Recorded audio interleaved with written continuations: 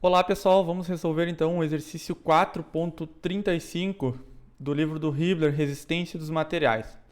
É um exercício que exige que a gente compatibilize as deformações de dois materiais diferentes para que uma estrutura consiga receber o carregamento de maneira uniforme. Então assim, a gente tem um pilar de concreto armado, ou seja, ele tem concreto e dentro da nossa estrutura de concreto a gente tem barras de aço. E aí a gente vai ver o que o enunciado passa para a gente calcular e vai discutir o que tem que ser feito e o motivo de fazer isso. Primeiro, a coluna de concreto de alta resistência e reforçada com 4 hastes de aço A36. Então, a gente tem 4 barras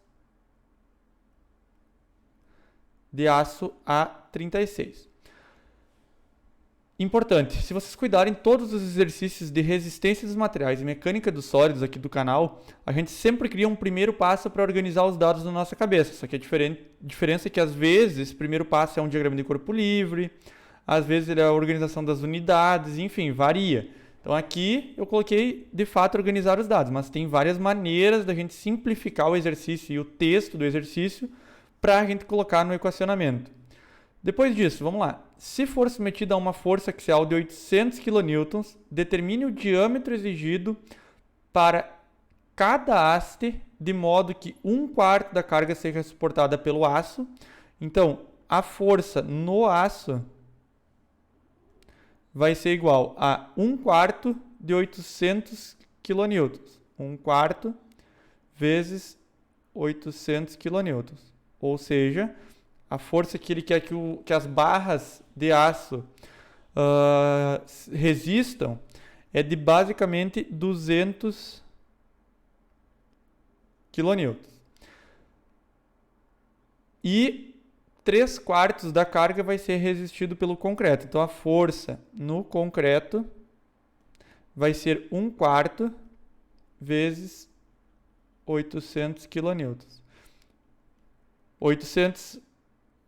3/4, desculpem, né? 3/4. Então, 3/4 vezes 800 kN, 600 kN. Fechando isso, os 200 do aço mais os 600 do concreto, a gente vai ter a força total que o nosso pilar está recebendo. E aí a gente consegue garantir segurança estrutural. Ele nos dá também o módulo de elasticidade do aço, E igual a 200 gigapascal. E ele nos dá o módulo de elasticidade do concreto. Vou colocar aço aqui, que é 25 gigapascal. O que mais a gente consegue de informação? A área do concreto aqui, a área da seção transversal do concreto é 300 vezes 300 menos a área do aço. Ok. Sabendo que para que o concreto e o aço recebam esse carregamento, os dois, a gente precisa garantir que a deformação deles seja igual. Por quê? Porque se a gente não garantir isso, vamos supor que o aço, por ter um módulo de elasticidade maior, ali, ele vai receber mais carregamento, ele vai deformar menos no começo. Vamos supor isso. Ele vai receber os 800 kN, vai provavelmente romper, e aí o concreto depois vai receber o carregamento. Então a gente tem que garantir que eles deformem igual, para eles irem comprimindo, para eles irem encurtando de maneira homogênea. Caso contrário, se um deformar antes que o outro, vai um deles absorver o carregamento integral. E isso não pode acontecer. A gente justamente está combinando dois materiais para que eles trabalhem de maneira homogênea. Então a gente tem que garantir essa compatibilização. Então, para isso, a gente vai fazer que a deformação do concreto precisa ser igual à deformação do aço. O deslocamento do concreto vai ter que ser igual ao deslocamento do aço nessa situação. Para lembrar a fórmula aqui, é a força que tem no concreto vezes a área,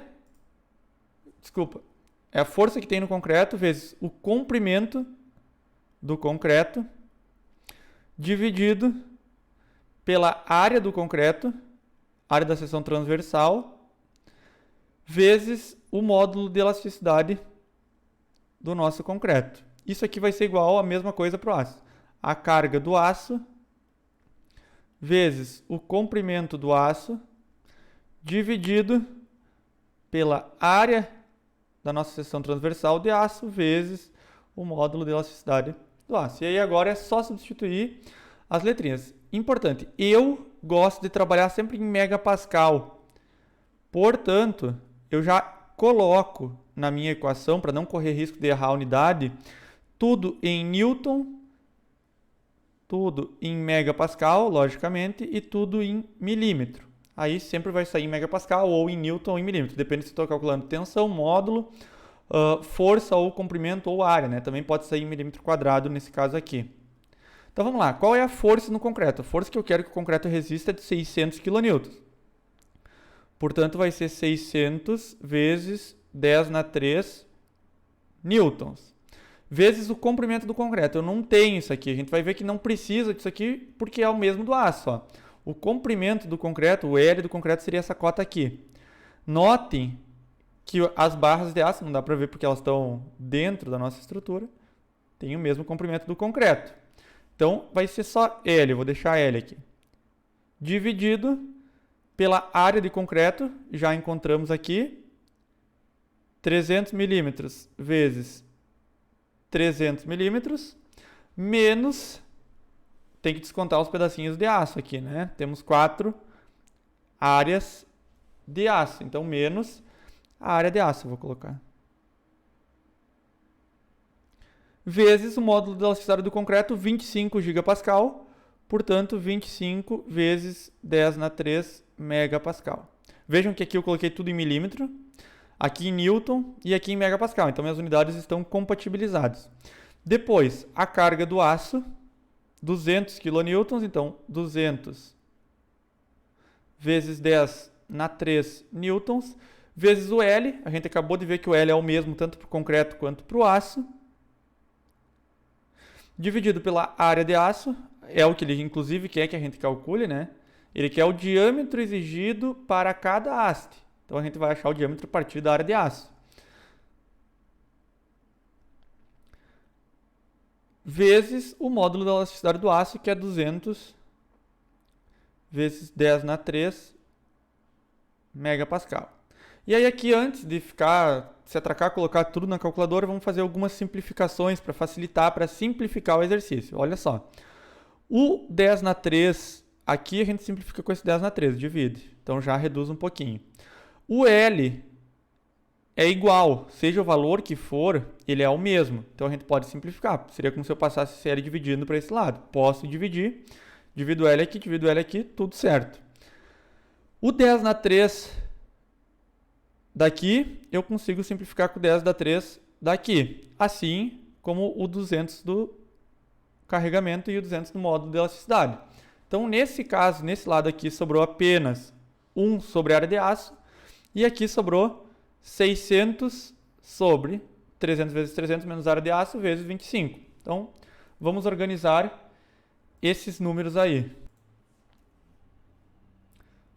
Como é que vamos ficar aqui? Vai ficar 600 dividido 1.000, 3 vezes 300, 900, 30 vezes 300, 9.000, 300 vezes 300, 90.000.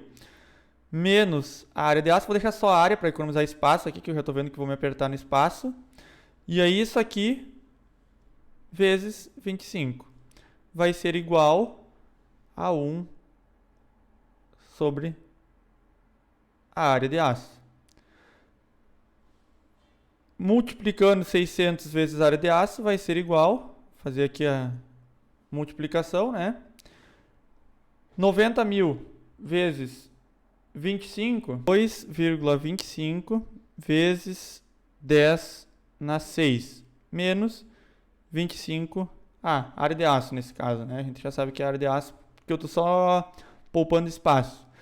Passando para o outro lado, a gente vai ficar com 625 área de aço igual 2,25 vezes 10 na 6. Dessa maneira, a área de aço calculada vai ser 3.600 milímetros quadrados. Ou seja, eu preciso, dentro do meu pilar, dentro da minha estrutura de concreto armado, nesse caso aqui, ter uma área de aço de 3.600 milímetros quadrados para que o aço receba 200 kN, o concreto receba 600 kN e eles se deformem, eles se desloquem de maneira igual. E isso eu garanti na hora, no momento em que eu escolhi a minha equação, no momento em que eu escolhi a igualdade do deslocamento do concreto com o deslocamento do aço. Agora que eu já sei a área de aço que eu preciso, eu vou determinar o diâmetro, que é o que o exercício realmente quer. Então, a área de aço que eu preciso é igual a 4 barras vezes π vezes d ao quadrado sobre 4. Então, eu preciso da área de uma barra, só que eu tenho 4 aços, eu preciso saber o diâmetro de cada uma. A área de aço é 3.600, igual a... Vamos simplificar aqui, já deixar mais amigável, simplifico 4 com 4, igual a π vezes d ao quadrado. Então, d vai ser igual a raiz quadrada de 3.600 dividido por π.